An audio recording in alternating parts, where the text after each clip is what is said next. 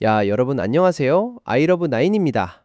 오늘은 진짜 저도 영상 준비하면서 계속 탭을 껐다 켰다 했어요. 왜냐고요? 너무 신기해서요. 오늘 다룰 내용이 뭐냐면 테슬라가 드디어 양산형 사이버캡을 세상에 공개했거든요.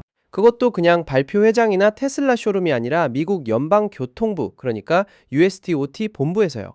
위치가 워싱턴 DC입니다. 미국 정부 건물 앞에 핸들 없는 로보택시가 떡하니 서 있다는 거잖아요. 이거 그냥 넘어갈 수 없죠? 구독이랑 좋아요 아직 안 누르신 분들 지금 꾹 눌러주시고요. 알림 설정까지 해두시면 이런 내용 제일 빠르게 받아보실 수 있어요. 자, 바로 들어갑니다.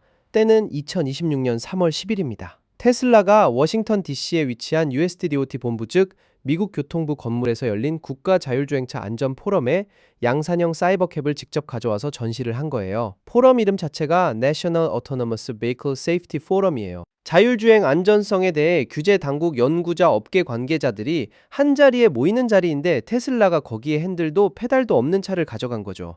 이건 단순한 전시가 아니에요. 규제 당국에게 우리 이거 진짜로 만들었고 직접 앉아봐 라고 하는 거잖아요. 그리고 이 전시는 단순히 눈으로만 보는 게 아니었어요. 테슬라 메릴랜드 계정으로 알려진 테슬레라 메릴랜드의 게시물에 따르면 일반인들도 직접 실내에 앉아볼 수 있었다고 해요. 직접 탑승 체험이 가능했다는 거예요.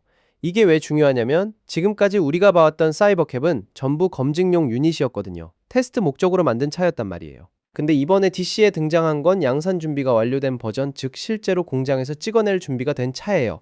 완전히 다른 의미를 가지는 거죠. 그럼 사이버캡이 도대체 어떤 차인지부터 좀 짚고 넘어갈게요. 사이버캡은 테슬라가 로보택시 네트워크를 구축하기 위해 처음부터 끝까지 그 용도에 맞게 설계한 전기차예요. 좌석은 딱 두 개고요. 일반 승용차처럼 개인 이동수단으로 만든 게 아니라 높은 가동률로 운행되는 승차 공유 서비스에 최적화된 구조예요. 테슬라의 계획은 결국 개인 차량 소유자들도 자기 차를 이 로보택시 플릿에 올릴 수 있게 하는 거지만 사이버캡은 그 서비스를 빠르게 확장하기 위한 핵심 수단이에요. 그리고 이 차의 강점 중 하나가 바로 극단적으로 낮은 소유 비용이에요. 기사가 없으니까 인건비가 제로고 내연기관 없이 전기로만 가니까 유지비도 훨씬 낮아지는 구조인 거죠. 이제 본론으로 들어가서 이번에 공개된 양산형이 기존에 봤던 콘셉트 버전이랑 뭐가 달라졌는지 하나하나 살펴볼게요. 가장 먼저 눈에 들어오는 게 화면이에요. 실내 정중앙에 약 21인치짜리 디스플레이가 달려있는데요. 이게 테슬라 역사상 전 차종 통틀어 가장 큰 화면이에요. 모델 S, 모델 X, 모델 3, 모델 Y 다 제치고 사이버캡이 최대 화면 보유차가 된 거예요. 화면이 크다는 게 그냥 멋의 문제가 아니라 운전석이 없는 환경에서 탑승자에게 필요한 모든 정보와 인터페이스를 이 화면 하나로 제공해야 하니까 크게 만들 수밖에 없는 거예요. 센터 콘솔 쪽에는 USB-C 포트가 2개 달려 있고요. 그리고 실내 카메라가 있는데 일반 차량에 달리는 것보다 눈에 띄게 크다고 해요. 왜 카메라가 큰지 생각해보면 운전기사가 없으니까 승객 상태를 모니터링하거나 차량 내부 상황을 원격으로 확인하는 용도로 쓰일 가능성이 있겠죠. 수납 공간도 바뀌었어요. 기존 콘셉트에서는 뒤쪽 짐 공간이 카페트으로 마감되어 있었는데 양산형에서는 그게 내구성이 더 높은 비카펫 소재로 교체됐어요.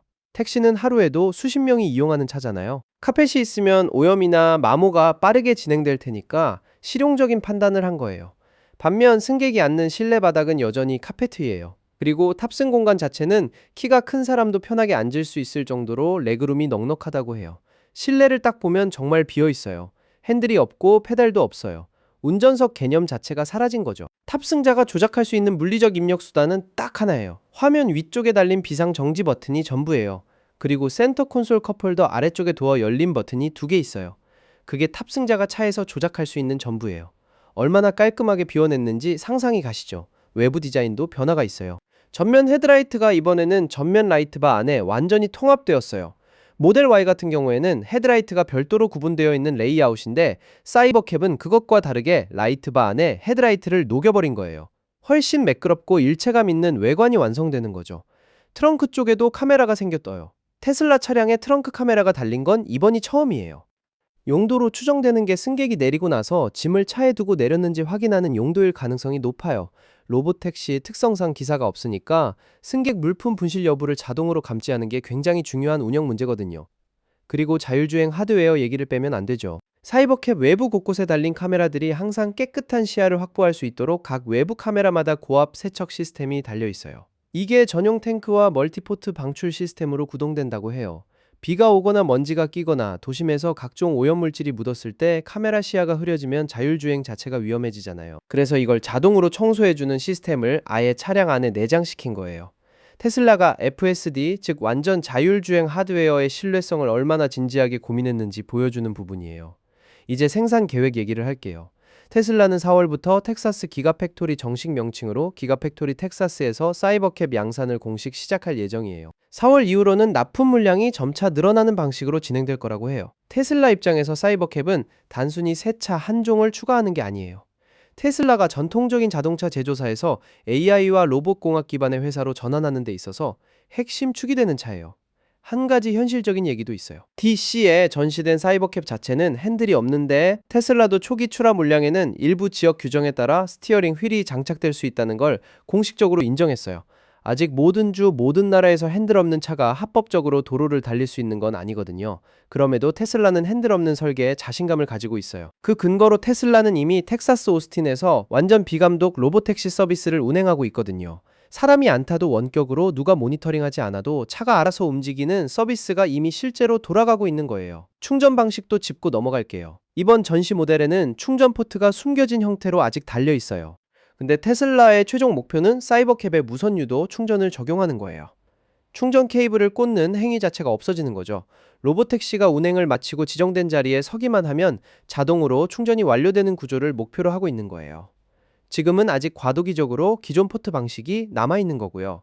결국 이번 워싱턴 DC 전시는 테슬라 내부적으로나 외부적으로나 굉장히 의미 있는 장면이에요. 생산을 4월에 시작하기 전에 규제 당국과 일반 대중이 직접 눈으로 보고 앉아보면서 이게 실제 물건이다 라는 걸 확인시켜주는 자리였던 거예요.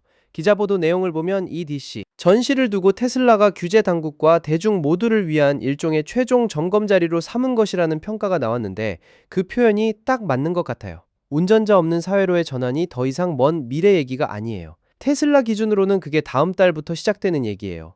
2026년 4월이 어떤 변곡점이 될지 아이러브9에서 계속 따라가면서 전해드릴게요. 오늘 영상이 유익하셨다면 좋아요 한 번만 눌러주세요. 그리고 아직 구독 안 하신 분들은 지금 구독 버튼 눌러두시면 다음 소식 바로 받아보실 수 있어요. 다음 영상에서 봐요.